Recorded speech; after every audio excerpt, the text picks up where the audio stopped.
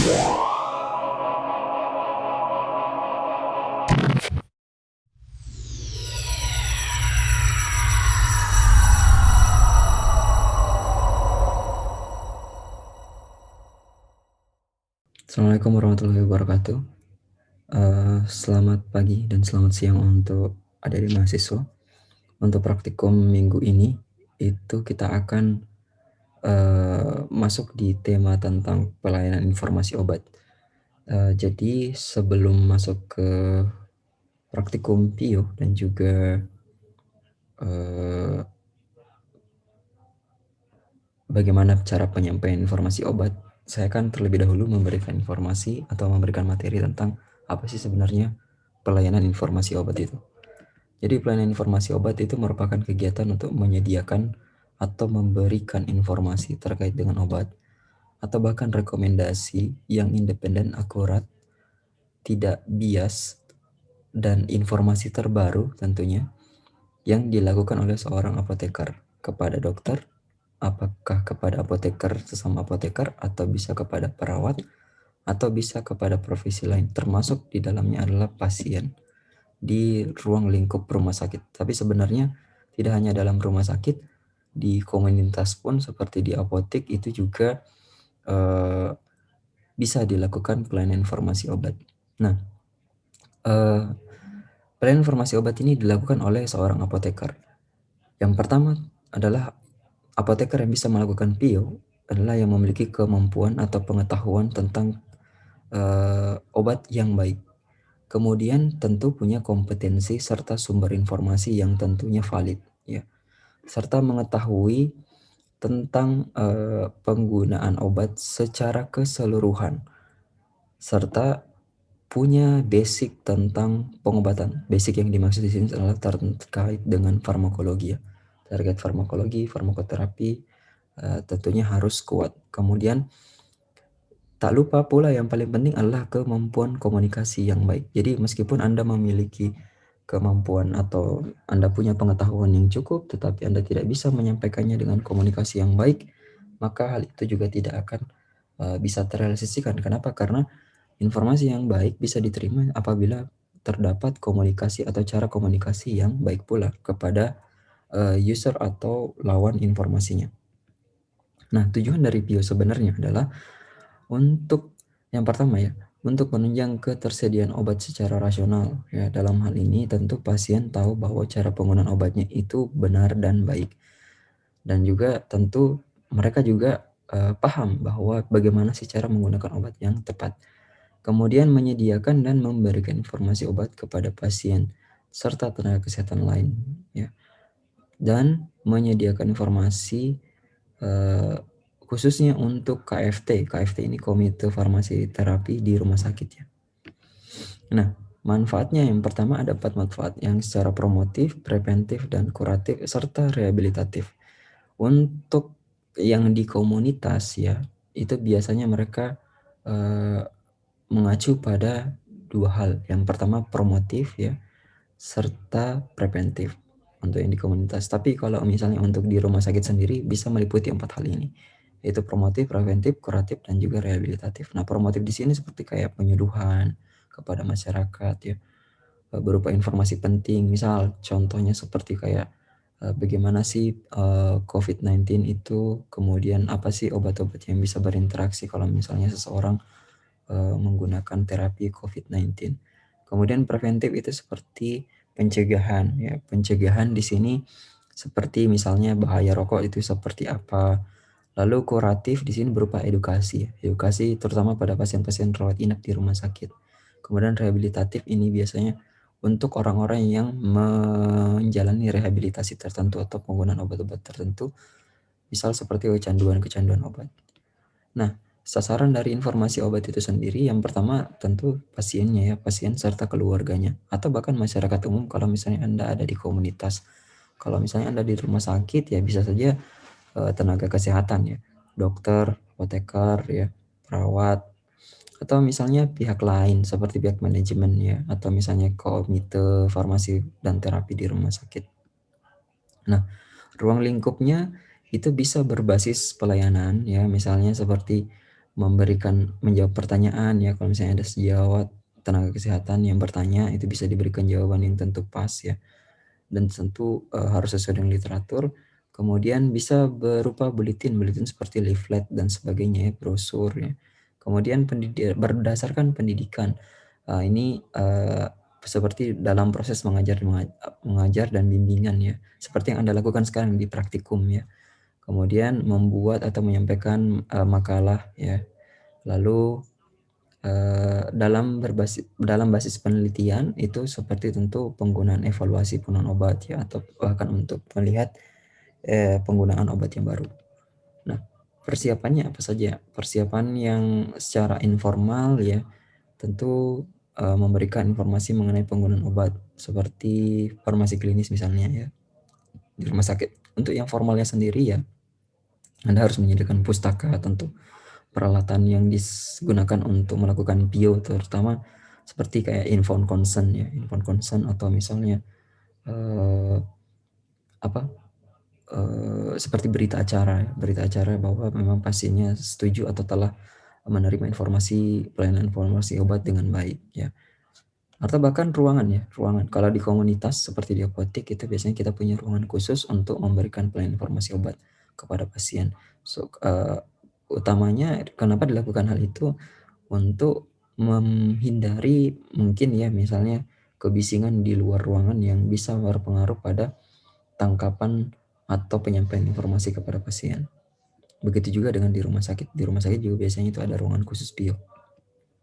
Nah, untuk jenis-jenis pustaka untuk melakukan PIO itu seperti laporan hasil penelitian, laporan kasus ya, laporan deskriptif atau studi evaluasi. Itu untuk yang pustaka primer. Ya, pustaka primer artinya penelitian dasar yang real ya, hasil penelitian yang real. Kemudian pustaka sekunder itu seperti e-book ya, e-book atau misalnya buku-buku yang Anda gunakan ya, textbook itu termasuk di dalamnya, atau artikel-artikel meta-analisis dan sejenisnya. Kemudian pustaka tersier ya, ini seperti buku-buku Martindale ya, atau DIH ya, guideline itu bisa termasuk dalam. Nah, ini adalah gambaran untuk penyampaian informasi obat. Untuk kategori-kategori tertentu, misalnya Anda ingin menyampaikan obat pada ibu hamil dan menyusui ya, ada beberapa contoh seperti AHFS, kemudian Medline, terus pregnancy and laktasi ya.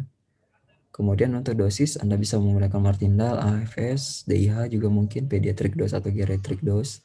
Untuk interaksi obat itu bisa menggunakan Stockley, kemudian Martindale atau IDIS, Medline. Lalu untuk stabilitas obat itu seperti Martindale yang ekstra farmakopian atau HWS, lalu Medline juga bisa digunakan. Jadi untuk literatur-literatur yang biasa digunakan untuk sumber pelayanan informasi obat. Nah, tahapan untuk melakukan informasi obat tentu harus ada pertanyaan ya. Artinya apa yang ingin didapatkan, informasi apa yang ingin ditanyakan kepada si apoteker. Lalu apoteker akan mengidentifikasi siapa yang bertanya ya. Misalnya dokter kah, perawat kah? Kenapa harus diidentifikasi? Karena bahasa atau komunikasi yang diberikan nanti tentunya itu akan berpengaruh ya.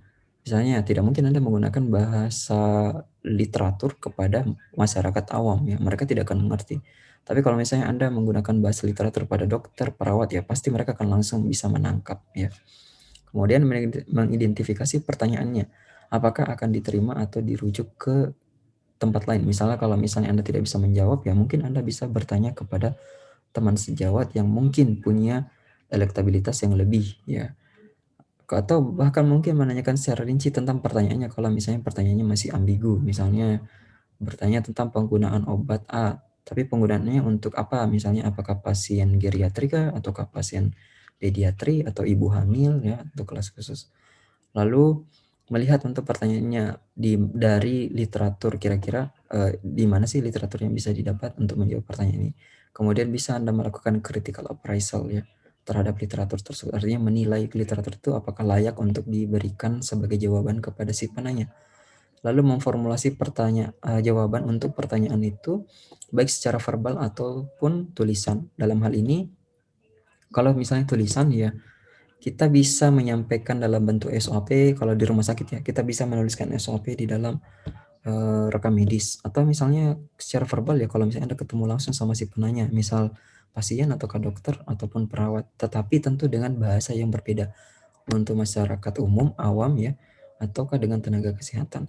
Kemudian memfollow up apakah memang jawaban itu sudah tepat ya. Artinya ya kita memastikan dengan cara jawabannya itu bisa diterima atau tidak ya.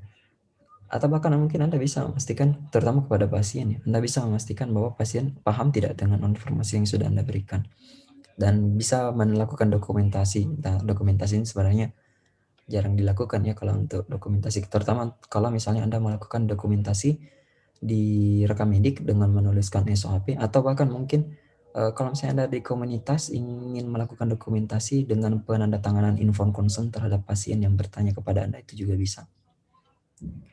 Nah, dokumentasi di sini bisa berupa waktu ya, tanggal, melakukan PIO ya, atau Anda mendapatkan pertanyaannya, atau metode yang disampaikan seperti apa, apakah verbal, tulisan ya. Kemudian pertanyaan yang diajukan itu apa yang ditanyakan oleh si penanya, orang yang meminta jawaban ya siapa, orang yang menjawab juga siapa, tentu yang menjawab itu Anda sendiri. Kemudian kontak personal, dalam hal ini sebenarnya pasien ya. Kalau misalnya perawat atau dokter itu kita tidak minta kontaknya. Lalu lama penelusuran informasi, berapa lama sih Anda waktu butuhkan? Kalau misalnya lebih dari 1 hari kayaknya itu terlalu lama ya. Biasanya kalau misalnya apoteker yang handal, Anda hanya butuh sekitar waktu 10-15 menit paling tidak untuk mencari referensi yang tepat, serta referensi apa yang Anda gunakan untuk menjawab pertanyaan tersebut. Kemudian nanti bisa melakukan evaluasi ya. Seperti misalnya pada akhir bulan Anda merekap apakah ada beberapa pertanyaan yang mungkin terjawab atau bahkan mungkin tidak bisa dijawab ya. Kemudian mengukur tingkat keberhasilan PIO, apakah informasi yang Anda berikan itu betul atau tidak dengan indikator-indikator tertentu. Seperti meningkatnya jumlah pertanyaan. Jadi semakin banyak orang yang bertanya, tentu artinya trust terhadap apoteker itu semakin besar. Baik itu dari pasien ataupun dari dokter atau bahkan perawat atau tenaga kesehatan lain. Kemudian atau menurun, bahkan sebaliknya menurun pertanyaan. Artinya orang, mungkin jawabannya tidak sesuai, ya itu Anda harus melakukan evaluasi lagi. Kemudian meningkatnya kualitas kinerja pelayanan, ya. Lalu meningkatnya jumlah produk yang dihasilkan dalam hal ini seperti leaflet, ya. Kalau misalnya Anda membuat leaflet, bulletin, ya. Terus meningkatnya pertanyaan berdasar jenis pertanyaan yang tingkat kesulitan yang lebih tinggi, ya. Jadi kalau misalnya orang semakin percaya, tentu mereka akan berpikir, kalau misalnya pertanyaan-pertanyaan yang sulit saja mungkin bisa, apalagi pertanyaan mudah, atau bahkan sebaliknya. Nah, kemudian atau bahkan mungkin menurunnya keluhan atas pelayanan. Jadi tidak ada lagi keluhan atas pelayanan, semua pelayanan berjalan dengan lancar. Ini contoh untuk lembar pelayanan informasi obat yang Anda bisa jadikan referensi untuk praktikum kali ini ya. Jadi di praktikum kali ini Anda akan melakukan pelayanan informasi obat kepada pasien, tetapi hanya berdasar simulasi saja. Jadi tidak ada pasiennya yang simulasi toh. Nah, bagaimana caranya nanti di akhir ya. Nah, ini adalah salah satu contoh kegiatan PIO berdasarkan leaflet.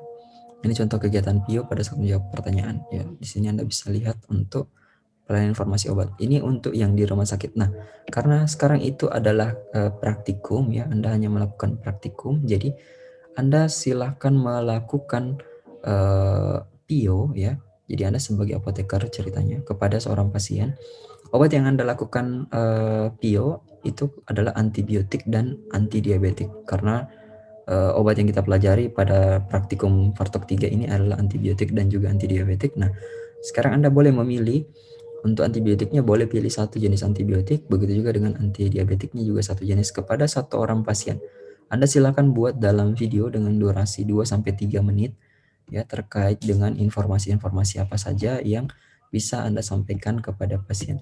Tentu informasi-informasi yang Anda sampaikan berupa nama obatnya ya, kemudian dosis, lalu mungkin ada interaksi atau tidak, atau efek samping terkait obatnya, atau mungkin kontraindikasi, atau bahkan penyimpanan ya.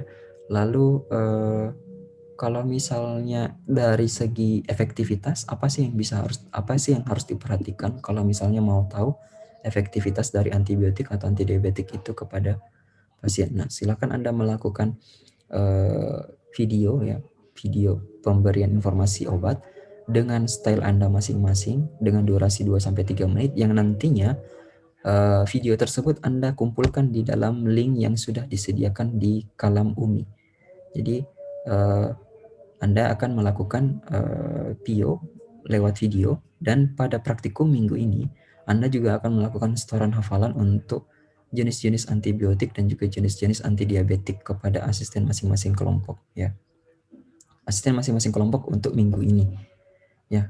Dan videonya juga akan dikumpulkan di Kalam.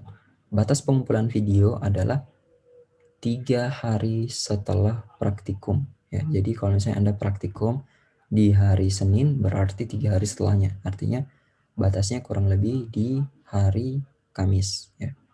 Di hari Kamis untuk pengumpulan videonya. Oke.